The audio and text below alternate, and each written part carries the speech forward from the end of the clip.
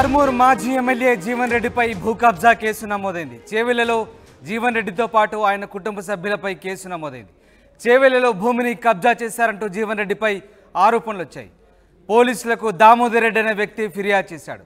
భూమికి కాపలాగా ఉన్న పంజాబ్ గ్యాంగ్ అలాగే చేవెళ్ల సమీపంలోని ఎర్లపల్లిలో 20 ఎకరాలు 20 గుంటల భూమిని 2022లో కొనుగోలు చేశారు దామోదర్ రెడ్డి.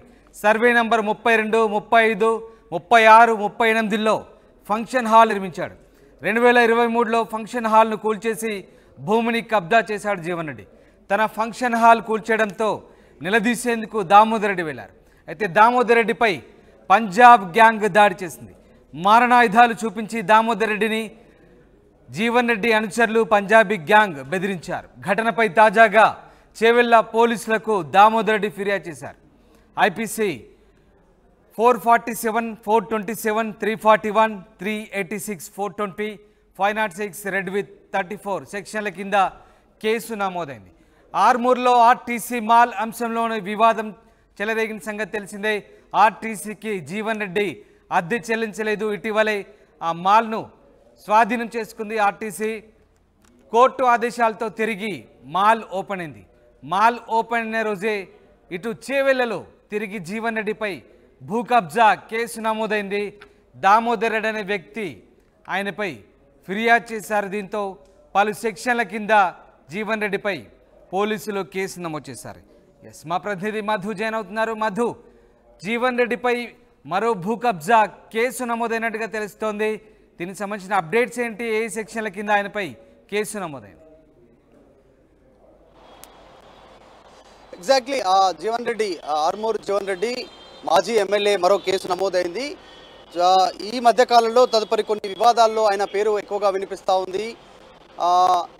ఆయనకు సంబంధించినటువంటి మాల్ ఆర్టీసీకి సంబంధించినటువంటి యాజమాన్యం స్పందించి నోటీస్ ఇచ్చింది, సీజ్ చేసింది. తర్వాత కోర్టుకు వెళ్ళారు, లీగల్గా ఫైట్ చేశారు, తిరిగి ఓపెన్ అయింది. అయినప్పటికీ కూడా ఇదంతా ఒక వివాదం ఒకవైపు నడుస్తూనే ఉంటే మళ్ళీ ఇప్పుడు చేవెళ్లలో ఎర్లపల్లి అనేటువంటి ఒక విలేజ్లో వ్యవసాయ భూమి దాదాపు 20 ఎకరాల సంబంధించినటువంటి భూమి కబ్జా చేశారు అనేటువంటిది దామోదర్ రెడ్డి అనేటువంటి వ్యక్తి కంప్లైంట్ చేశారు. చేవెళ్ల పోలీస్ స్టేషన్లో, చేవెళ్ల సైబరాబాద్ కిందకి వస్తుంది. పోలీస్ స్టేషన్లో కేసు ఫైల్ అయింది. జీవన్ రెడ్డి పైన, జీవన్ రెడ్డి కుటుంబ సభ్యులపైన కూడా కేసు ఫైల్ చేసినట్టుగా తెలుస్తూ ఉంది.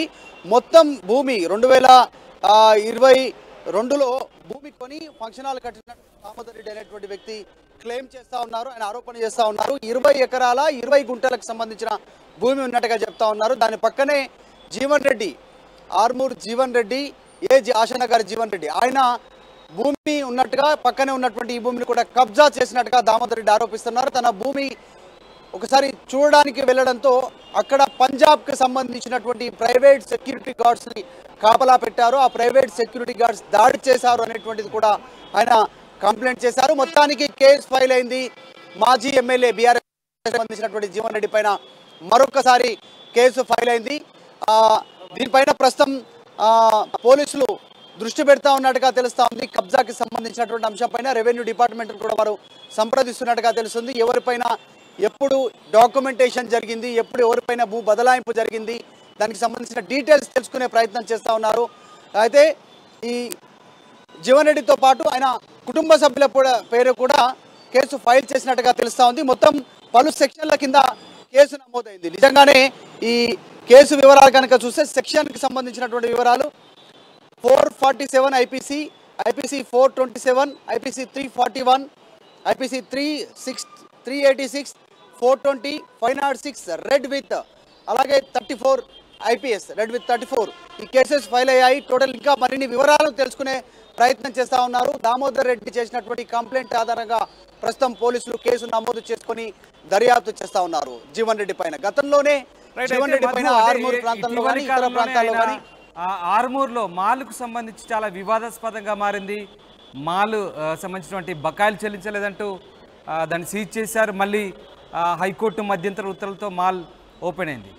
అండ్ నెక్స్ట్ ఇవాళే ఓపెన్ అయింది. అలాగే దాంతోపాటు ఇవాళ తాజాగా ఈ భూ కబ్జా కేసు నమోదు. దీనికి సంబంధించి మరి బీఆర్ఎస్ వర్గాలు ఏమైనా స్పందిస్తున్నాయి? అసలు జీవన్ రెడ్డి వ్యవహార శైలికి సంబంధించి పార్టీ ఏమైనా దీనికి సంబంధించి స్పందించే అవకాశాలు ఉన్నాయి? ఎగ్జాక్ట్లీ బీఆర్ఎస్ పార్టీ పార్టీకి సంబంధించిన నేతలు ఎవరు ఇంతవరకు రెస్పాండ్ కాలేదు. జీవన్ రెడ్డి అంశం పైన చేవెళ్ల ఘటన కేసు నమోదైనటువంటి ఘటన రెస్పాండ్ కాలేదు. కానీ జీవన్ రెడ్డి కొద్దిసేపట్లో దీనిపైన రెస్పాండ్ అయ్యేటువంటి అవకాశం ఉంది.